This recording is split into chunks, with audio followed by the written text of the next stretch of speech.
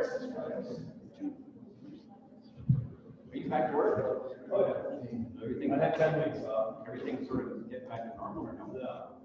I'm under 11 on 42, and I'm the last guy. Really? I'm number 11. There's 31 guys in my department.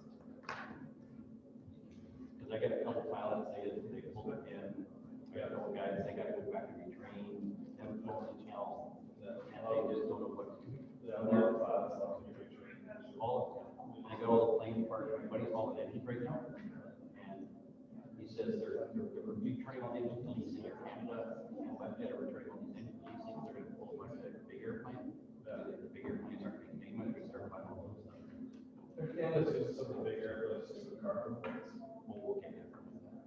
We got a lot of carbon plates. That's where I'm going. Is that good? Yeah, it's good for us. Yeah. Instead of going to get cargo training next week. So those big containers are all sealed up, you got Pallets as well. Just these. I get to wait for it. Okay, so at 7 o'clock, so we're going to call a public meeting to order. We have one item to add to the agenda, and that is we're going to re-add the land sale that was discussed at the last meeting. And so can I have a motion to accept the agenda as amended? All in favor?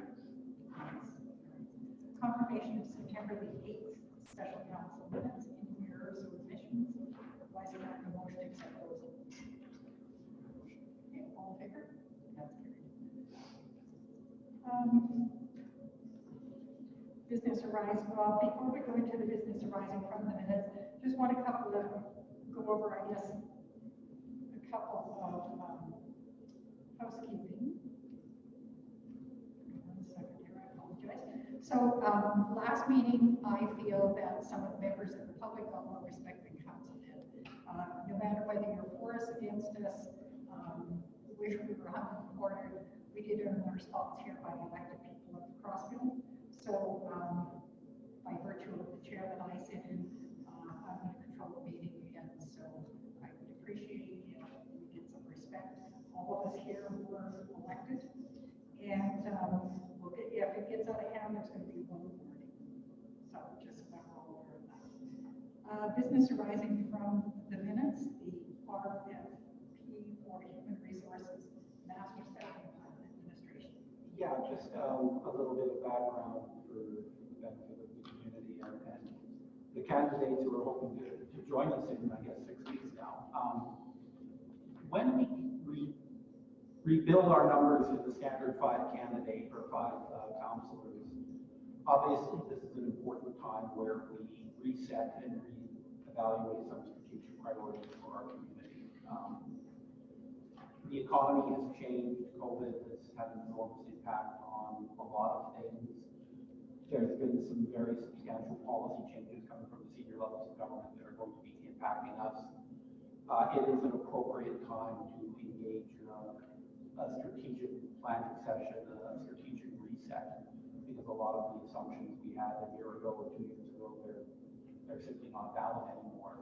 As part of that, and basically as a prelude to that, we are engaging a human resources professional to give our staff and give our receiving at the human resources level a bit of a once-over, make sure everything's the way it should be, essentially a checkup.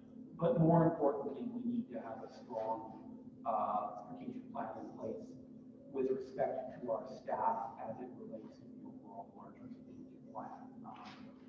We have master plans for water and sewer and storm and all the other things we do in this community.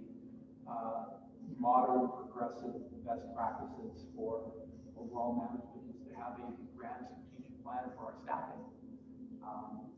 Our staff are, legitimately worried and concerned about what the implications of everything from COVID and the follow of the economic changes will be for them. We need to reassure our staff. We need to have pathways built into our strategic plan so that our best staff have a career pathway forward with their career and with their training and with their skills upgrading. As part of that, we did issue an RFP quite a number of weeks ago now. We've had about 35 teams respond with what I would consider at least generally credible responses. We're hoping to nail that down to a final 12 by the end of this week. We'll do an in-depth session with all 12 to refine and fine-tune the exact parameters of the work plan.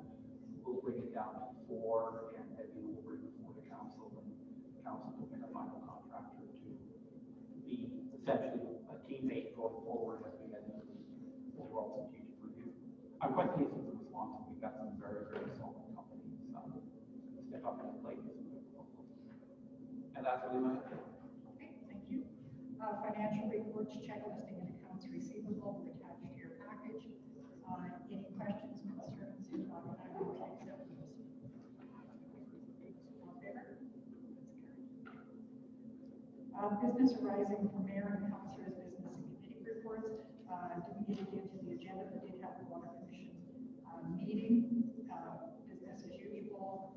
We hope to have our first in-person meeting next month. We've of course been meeting by Zoom in the interim.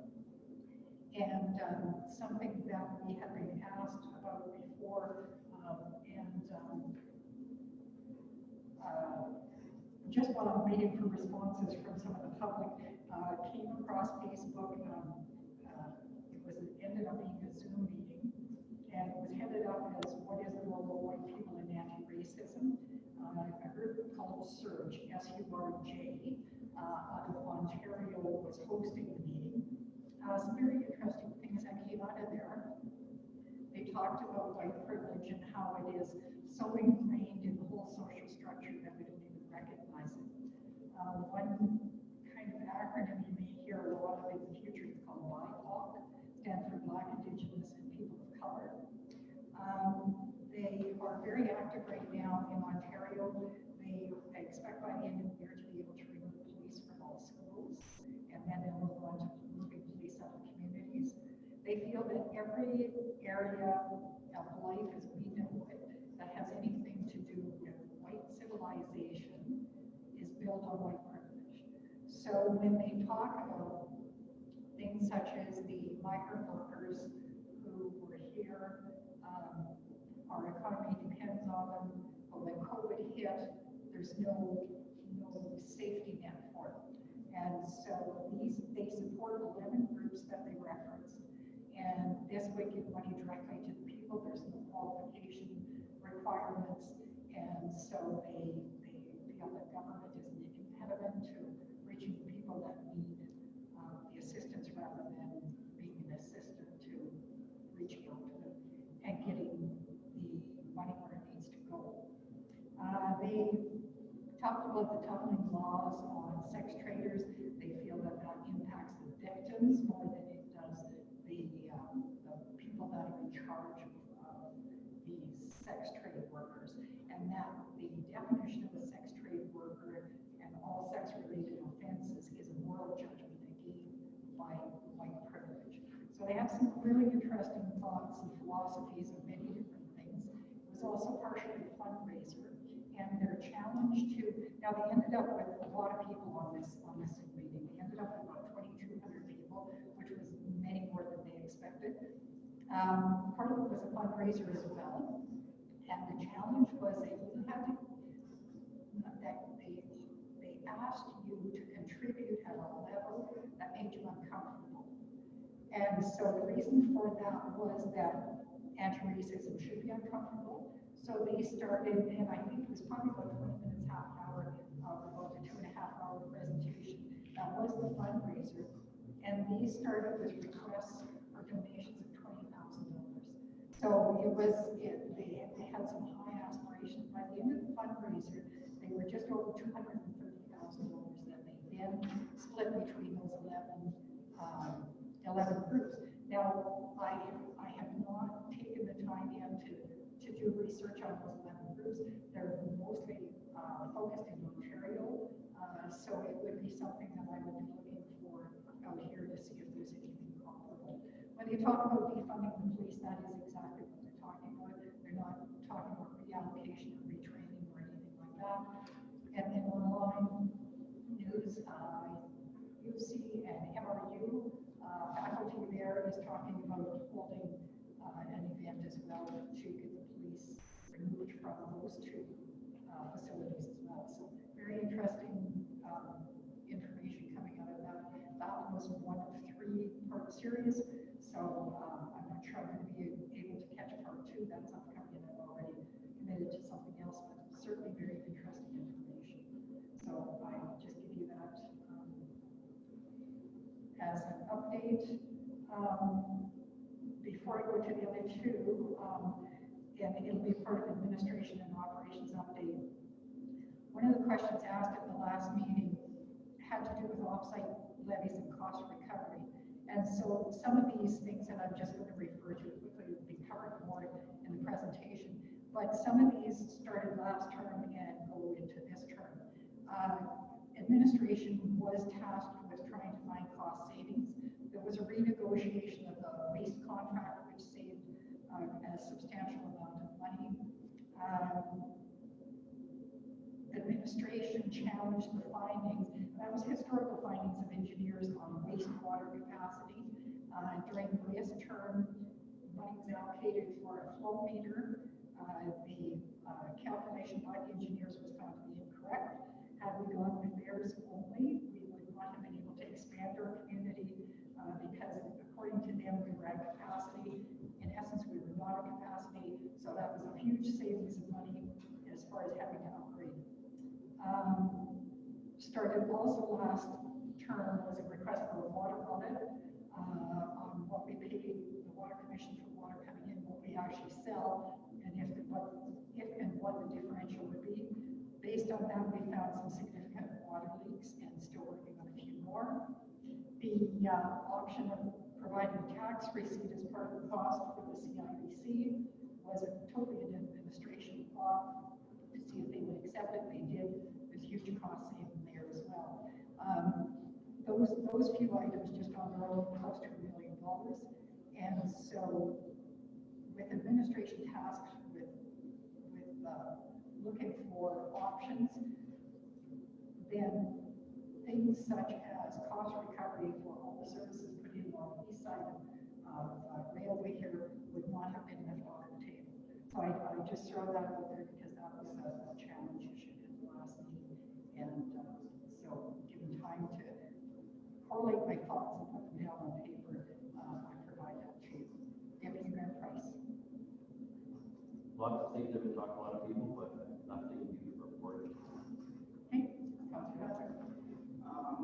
Biggest thing is, because AUMA got canceled this year, they do have some virtual classes they're still offering. But with the voting, so our the person that represents Crossfield at the FCM is Tanya Thorne, so I was speaking with her, and I guess just as a reminder, if you guys are interested, to make sure that you're signed up so you can vote. She basically represents a giant ring around Calgary, but not Calgary itself, so looking out for the smaller communities. And this is her second term, I believe. She's also a counselor at Oaks. But anyways, yeah, I can forward the email that you can sign up and vote. The vote's on October 15th. And that's it. Thank you. Administrative operations update. Not a ton from last week, just a few quick items. The Massachusetts Sports Foundation has been kind enough to provide us with a $25,000 grant towards the upgrades and improvements of the Vista Park permanent all-season hockey rink / basketball courts that we're in the process of building. So we obviously appreciate their $25,000. The Swirltex plant is up and running and providing water to the golf course. Excellent results. We've had the lab results come back on the water testing, and extremely good quality, like dramatically better than what's normally used for irrigation. So that's very positive in terms of our ongoing attempts to get approval from our environment to have this in full time. We have a pending grant with the Federation of Canadian Municipalities with regard to the Federal Green Fund to potentially fund the acquisition and and trials, I mean, like this. We were supposed to get word back this month on the grant, but for a variety of reasons, FCM is running a little bit behind schedule, so we're anticipating a result next month on that.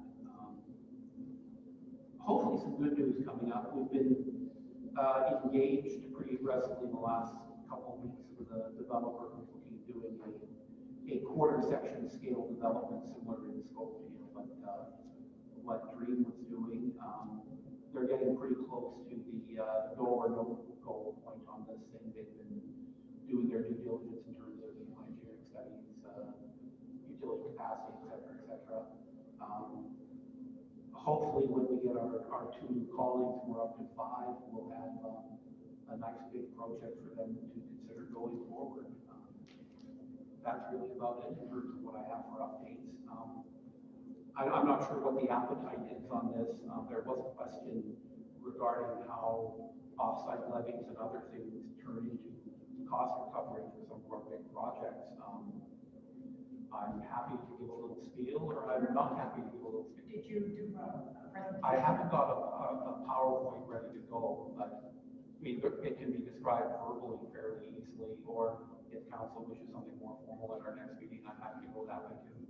Okay, then just do a verbal and then you can. I mean, really quickly, there was some discussion about large-scale recovery of costs for what we moved from downtown under a offsite levy.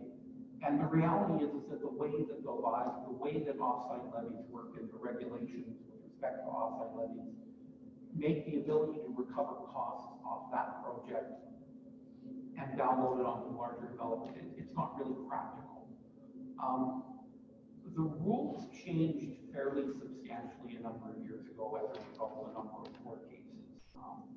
A lot of municipalities were using offsite levies as a Christmas tree. They were loading them up with a trip to Disneyland and a circus and a parade. And quite legitimately, a lot of these offsite levies got challenged in court, and the courts ruled in favor of the developers, saying you have to make the case that what you are doing is directly attributable to the development that's coming in.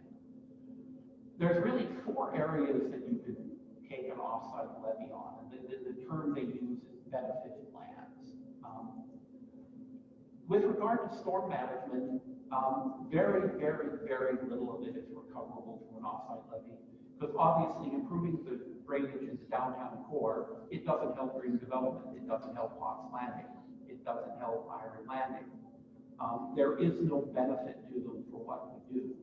Now there's a little tiny bit, the water that goes through the ditch by the railway comes through the big conduits we put in last year. Yeah, there's a little bit of their cost recovery there, but not very much. There is a principle on offsite levies where what you charge has to be defensively proportionate to the usage of the people taking advantage of the asset. A really easy example, and one that's actually fairly easy to explain, is if a new development comes in and it's going to use 10% of the capacity of our water plant, it's pretty obvious that you can charge them 10% of the cost of running the water plant and building the water plant. But in this case, because especially on storm, there is such a tiny percentage of the water that's actually draining off Main Street, the amount that you recover is very tiny, because the overwhelming bulk of the water going through the drainage courts under railway streets coming from between the railway and the two-way highway. All of the surface improvements are not qualifiable as an offsite levy, because obviously building a road downtown has no direct benefit to green development or Potts Landing or Iron Landing. A couple where there is some potential for cost recovery is in water and sewer. But again, the ability to recover is quite minimal because of the proportionality concept. The overwhelming majority of what we're doing on the sewer side is because it's old and tired and worn out and 50, 60 years old and needs to be replaced anyway. That is work we are going to do anyway, regardless of whether there were developers active. So that portion of the project to replace existing assets is not eligible to be charged under an offsite levy. If we put capacity onto the system, like we have done, that incremental capacity can be recovered through an off-site levy. But again, the cost of the incremental capacity is quite small. The overwhelming cost of doing railway street is digging up the street, digging a trench, bedding the gravel, putting the water main down, packing it with gravel, packing it in, recompacting the soil.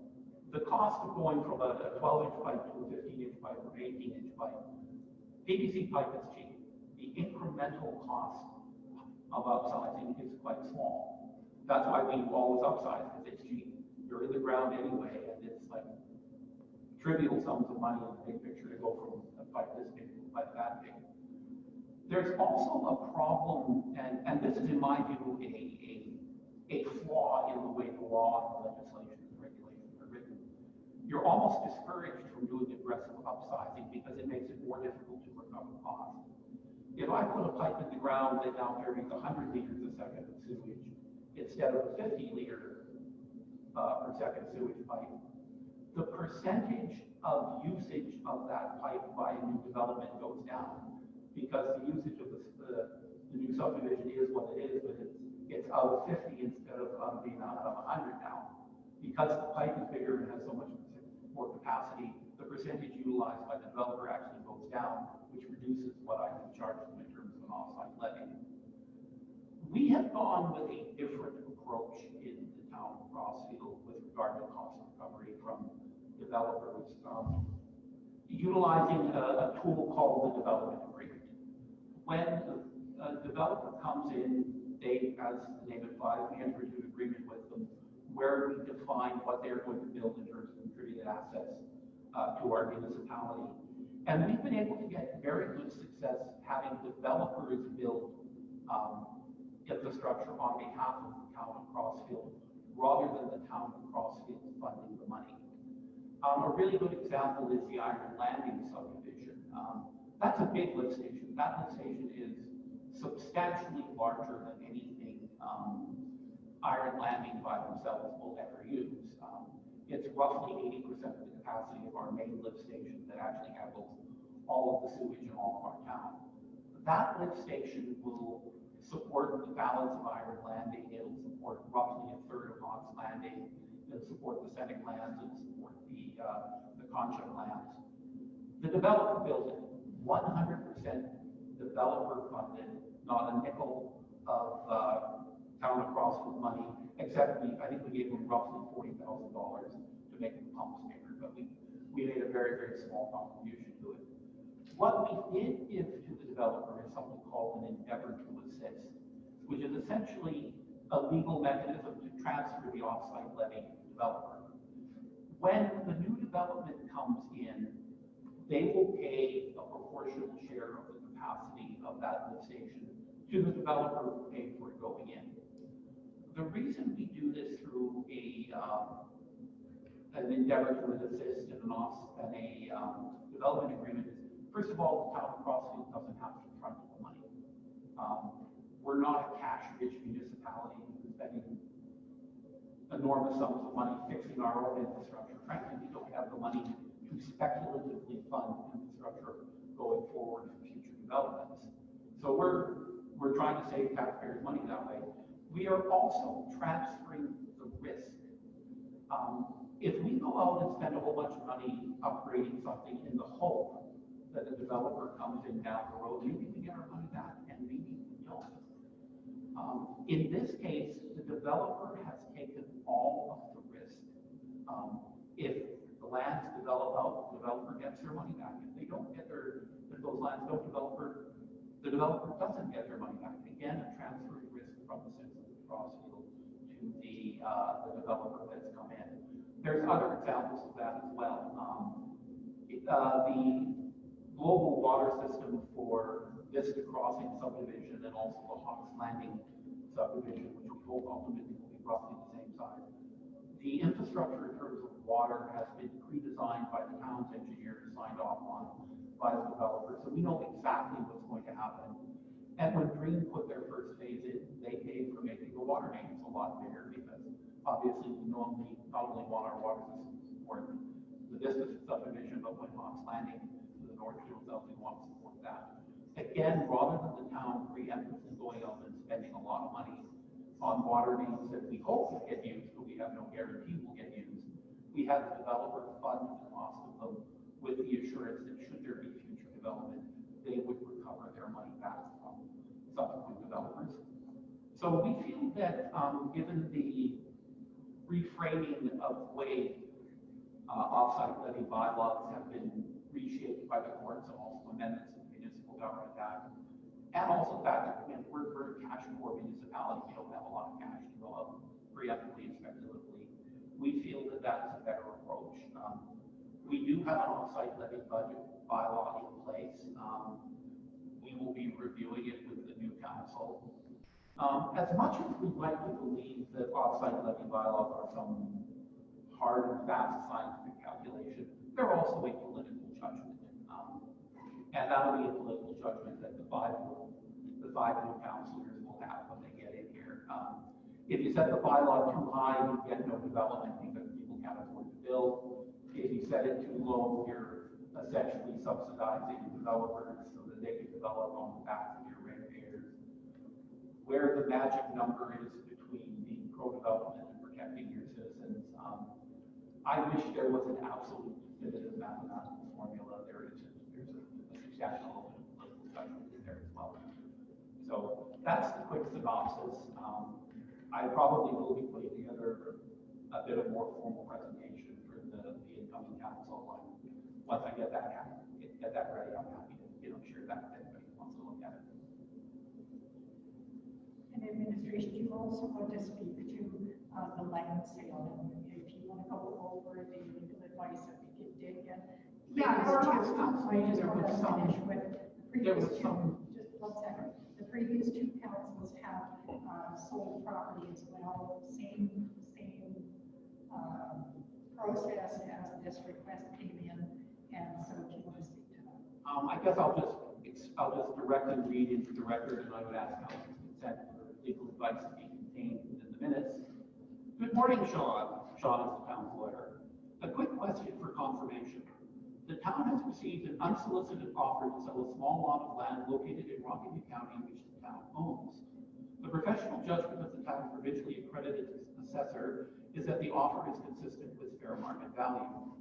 Having so determined that the proposed sale price to be consistent with fair market value, the requirement to advertise land sales as per 770-1 of the Municipal Government Act applying to land transfers at less than fair market value thus does not apply, ? Specifically, do you see any concern with the town simply accepting the offer subject to written attestation by our assessor that is consistent with fair market value? And this is the reply of the town's legal counsel. Hi, Ken. Yes, you are absolutely correct. Certainly, you have a clear basis for concluding the sale meets the fair market value requirement. So assuming it does not consist of a public park, recreation, or exhibition gun, the other things excluded under 71, you can simply proceed to accept the offer as suggested. So the explicit advice of our legal counsel is the proposed mechanism of sale where we accept the unsolicited offer has been validated by the town's legal counsel based on appropriate procedure. And I would request council to rescind the motion delaying the process and agree to sell the land as per legal advice. What's council's request?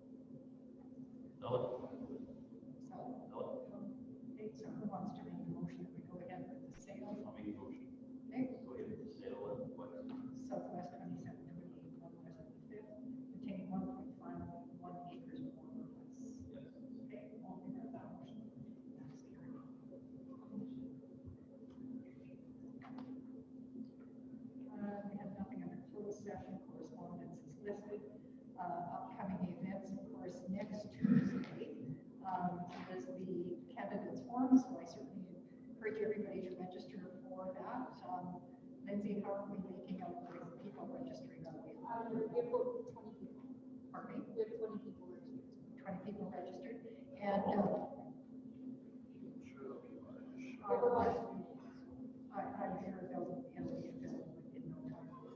And so, for all the people that are so passionate about our community, the people that are here, support those that best align with your hopes and influence change. As Angela indicated, two people can influence the rest of us. So we look forward to working with those that voting public chooses. That's the upcoming events that we have. And we will now have gallery questions.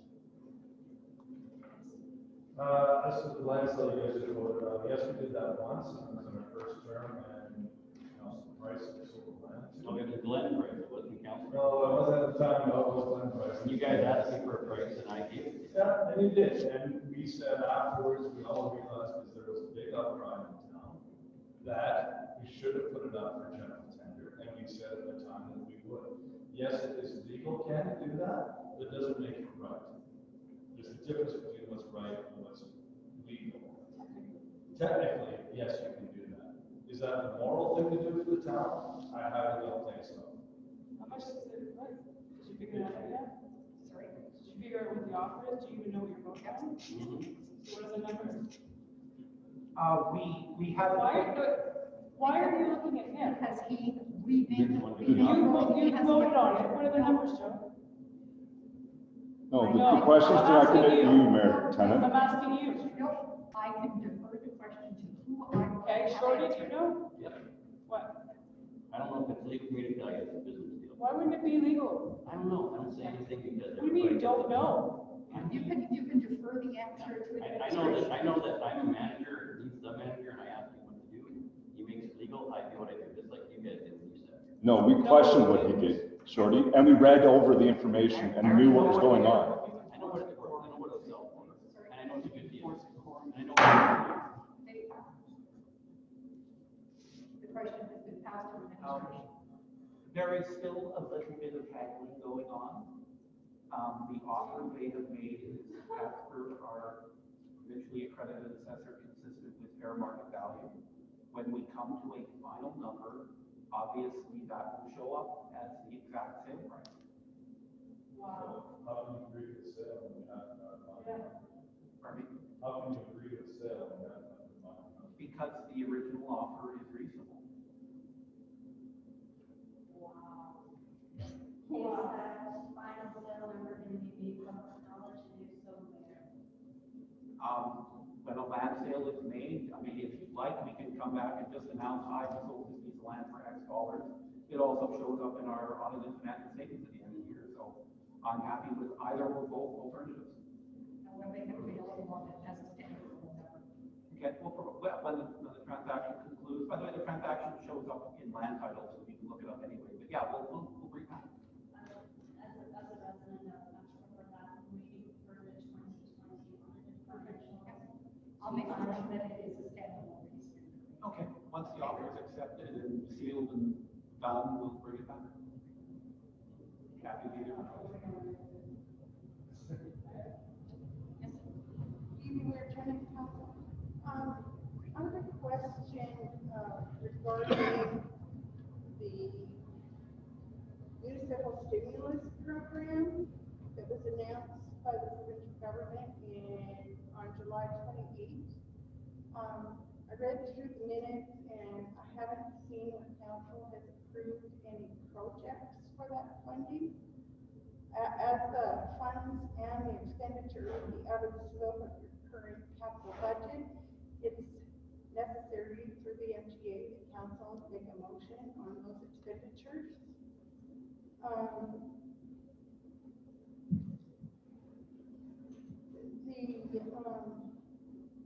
You don't have much time to make that. The application has to be in by October 1st. And it would be an awful thing if you guys lost out on the over $400,000 that is available through that grant. And we do have information on that. Yeah, how we're doing it, we're being careful on that, and I'll explain how we're being careful with it.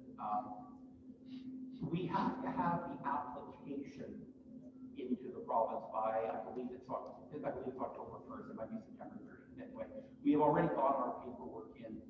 The project we have designated is an overlay of Munson Street, which we will be doing in 2021. So the allocation formally in the budget for expenditure will be in 2021. The reason we are doing Munson Street is because that's already on our 2021 capital plan. The province has presented the town's allocation under the additional capital expenditure is 401,000 and some change. It has been publicly presented as being new money. The wording of what's out there and some of the back channel information we've been getting from some of the people in AUMA and some of the other organizations is whether it's new money or a advance on next year's money is a little bit ambiguous at this point. So we didn't want to be in a situation where we approved stuff that was outside of the scope of our plan, because then we might be in a situation where to get the money, we have to do something we weren't planning for if this was indeed an advance as opposed to new money.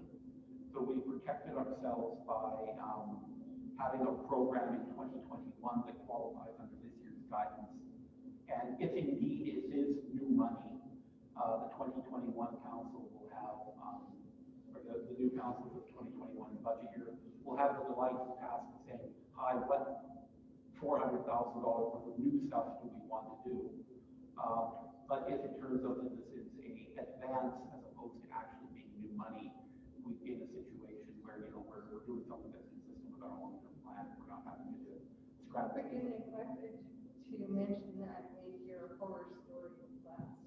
I believe, I thought I had mentioned that we were doing Munson as part of it, and if I didn't, I apologize.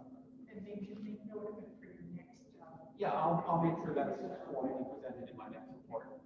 Yeah, I mean, we're reasonably sure that the 401 and a bit of change, we're reasonably sure it's new money. But before we go out of scope from our long-term capital plan, we'd like to actually know that. Well, the background that I printed off the website appears to be new money. They say that Yeah. MSI can be applied to the project after it's been approved through MSP. So. Yeah, so we've obviously been very, very careful. We've received confirmation back from the province that, you know, our numbers and our applications are good. So, but again, because there is at least some ambiguity about whether it's actually new money, we're being a bit careful. Thank you. Two questions about the offset levies. One was the last time we were updated. The last time we updated them, I believe, was 2010. I might be a year or two out of that, but that's about right. We have a draft of the new offsite levy ready to go. The reason we haven't implemented it yet is because in these offsite levies, you have to delineate specifically exactly what you're going to build so that you know what you're going to charge people for. And we've been updating our master plans for water, sewer, storm, et cetera, in the last couple of years. I believe we got the final update of our water master plan a few weeks ago. So we're ready to jump into that. You know, we've got the spreadsheets. There are political decisions that need to be made. And, you know, obviously the commitment our mayor made to, I believe it was Justin, to not do anything major till we had 5 as opposed to 3. There, as I indicated, there are some political judgments associated where exactly we want our offsite levy to line up. You know, the developers have a point in the sense that new development does bring in new tax revenue. On the other end of the extreme, you know, we got to pay for stuff, and the developers want it free. We want as much as we can get, but we obviously have to pick a number that is consistent with economic growth and long-term economic viability. And that's a decision made above my pay grade. second question. Second question on the offset levies is, I know it's not very much, but if you apply any of the offset levies to the upper Yes, now, we get to do the calculations, and there's a lot of engineering and design work, and you know, we need the money. I want the money. Anything I believe will pass the smell test will get included in the calculations. So a lot of the engineering work that, you know, applies to the entire project, but again, I can make a plausible argument that it legitimately does indeed benefit the lands. In the studies we had to do to determine how much sanitary flow we need in these developments, and studies we had to do to determine how much water flow we need, that's legitimate expenditures to the benefit of these developments. That passes the smell test. Anything that Okay, approximately passes the smell test for He's talking about Railway Street, but you just indicated for your previous comments didn't benefit those other ones. Well, the water and sewer do. Okay. Like there is a benefit. The storm, no. The service improvements, no. But water and sewer, there is a little bit of a benefit. I mean, it's not a lot. I've ballparked the calculations, and I think there's about $1 million more in there, which isn't nothing. But and if you want to help me get creative and get that to $1.6 million, I'll welcome you to it. Did you apply a local improvement tax to the east side of railway? No, we haven't. If the council wishes to do that, they may. That's all for sure. Okay. A local improvement tax, so what they can do, when they do an upgrade to an area, just such as it affects certain properties, they can do a local improvement tax on that, and there's 2 properties on the east side of that issue.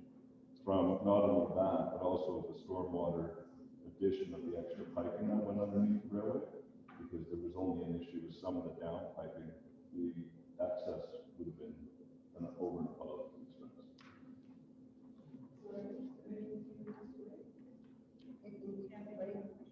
Because you have. Yeah, On that property, 10. I'm sorry, I couldn't hear your question. Oh, I know. Okay. She was saying maybe it's too late. Sorry, repeat. The local improvement tax may not be able to be applied because it wasn't done properly through the right processes during the build phases. So there probably was an opportunity to do something like that, but has now been missed. No, the council has the unlimited authority of the municipal government to impose a special area levy if a project benefits land. There is no limitation on the imposition of said tax. Okay, so you're looking at a special area levy then, not a local improvement tax? That's a council decision. I don't make that decision. Okay, so then he's giving you the other option because the local improvement won't work now because you've already done the project and you didn't consult with the landowner before doing it. Council, that decision will be made.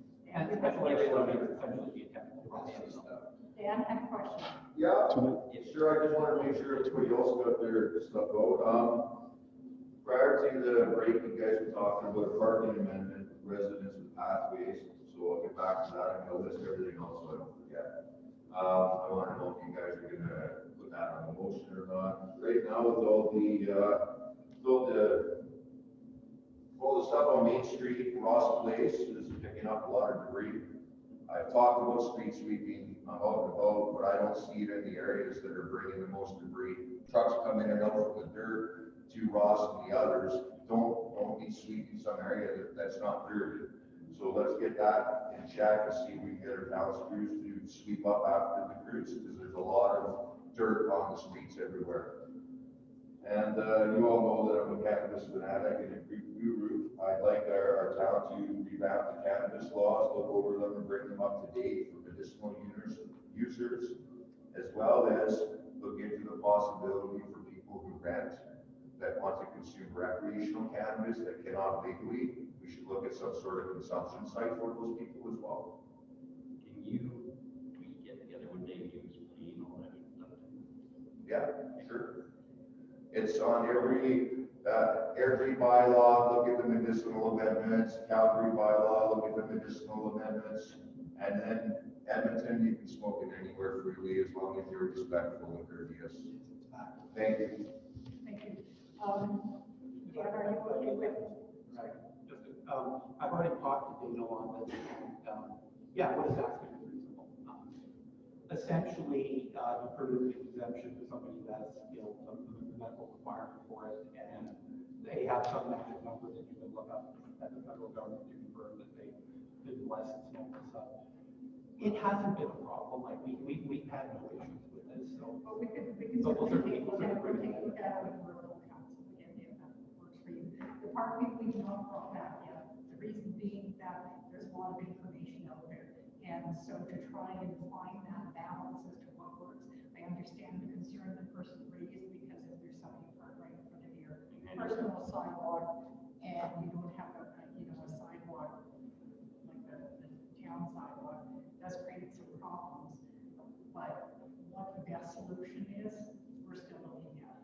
Just want to remind you, if it's an individual in the household, there are applications can be made for handicap parking. If it's a friend that visits your house once a week, well then, or once a month, well then, maybe lay your own sidewalk to accommodate that person. I don't know, just my 2 cents, I'll shut that down. No, that's fine. No, And you just gotta be careful, like, when you issue those handicap parking ones, it's still a public one, so somebody else can still use it in front of your house, even if you are handicapped.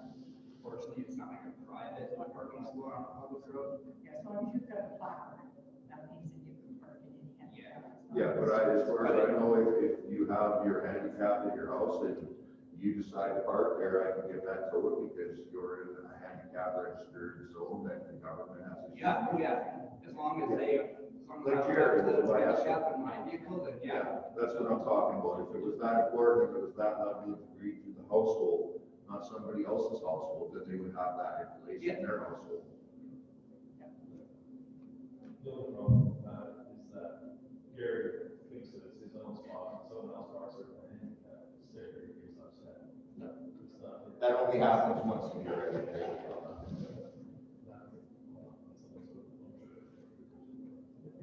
Just curious, how many people you have sat down with Ken and showed your contract and agreement and information to within the community that was void as a part of that motion? I don't think I've ever shared the actual contract.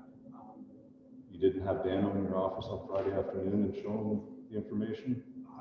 Dano popped by to talk to me about cannabis, and I told him exactly what I meant, because it's on multiple websites. It's on the town website, it's on. So you didn't show him the contract and compare it to one that was previous and what was coming up? No, I told him, Patty, you know exactly what is in my contract. Oh, I'm just. No, I didn't, because there was an extension put on that in March according to the council. Yeah. And there was changes to it, The and there was extension was. and that's not the issue, that's not the issue, you FOIP'd it. You FOIP'd it, and now you're showing it, so what was the point of the FOIP and the special protection? It's a personal contract, I can share my contract with anybody else can share. What about the motion? It's his deal, not ours. It's my contract. What about the motion? What motion? The disclosure, you put a full disclosure exempt on it, and you made the council vote so that you could not share the information, or they could not share the information, nobody could access that. My contract. Okay, so Mayor Joe Tennant the other night, when she referenced the adjustment to your contract being FOIP'd during that agreement, during the investigation, that was false as well? I think Mayor Tennant may have been confused. There have been some adjustments to my terms of employment as specified by my contract. Like, for example, in October, I forget what date it is, I get a cost of living increase. In January, I got a $75 bonus for being here 5 years. Why do you need to put the disclosure exemption agreement on? There is no disclosure exemption. And then agreement. we It's asked for expected by their FOIP. We asked for you that. I mean, I did not. You denied us, but you invite, run it. I didn't see the FOIP Look at your contract. specific Okay, can I request. speak for myself? I wasn't invited. I actually made an appointment and I didn't post on Facebook. I went directly to the source. I asked some questions. I got the answers. I saw some documents. Whether I was supposed to see them or not is a different story. Where was that? That was what? But I did I On break, motion information. did I break the law? No, he Yes, didn't. you did, you shared it. So disclosure, again, I don't have- having a member of public, having a member of public. And this is not part of the council meeting. There's no further. Are you gonna No, give us- I have more questions Are you gonna give because- us an update as you promised? You promised 3 meetings in a row that you were gonna update on the investigation on the CAO and what the outcome of that was, and you were gonna provide those results. You said that 3 weeks in a row. Reported at the last meeting, that it ended up being an inquiry only, no investigation, the results were provided. No, they weren't. We asked for them to be provided, you said you bring it back at the next Yeah, meeting. at the last I've got the meeting, you were recording. going to talk to- The only thing that was going to be brought back were the numbers of reports for and against. That was it. No, it wasn't. That wasn't even asked for. No, it wasn't. We didn't ask for it. No, it wasn't. It was never asked to be brought back. And the result was that the team that did the investigation determined it was inquiry only. It was not hate or racial profiling perspective.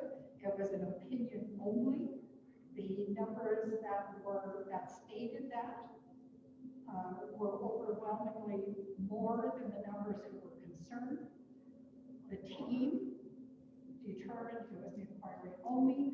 We have amended the There was no third-party communication investigation. policy to reflect a tighter parameter of posting on social media. So are you saying that that team had a third party look after it, or did the team do the work? The team in cooperation with the town's lawyer, as stated. So that's not an external third party. Your lawyer is employed by you. He's not, He's on retainer by you. okay, they did it by inquiry, results were presented at the last meeting. That's what we hear coming out of your mouth, Shorty. Here we go, and run for council, and you get elected again, you can figure it out. That's all I ever heard from you when I was talking to you. What questions have you ever asked me, Shorty? And we're. Ask a question, Shorty. We're diverting from the agenda. Going once, going twice, motion to adjourn. Okay, all in favor? We'll see everyone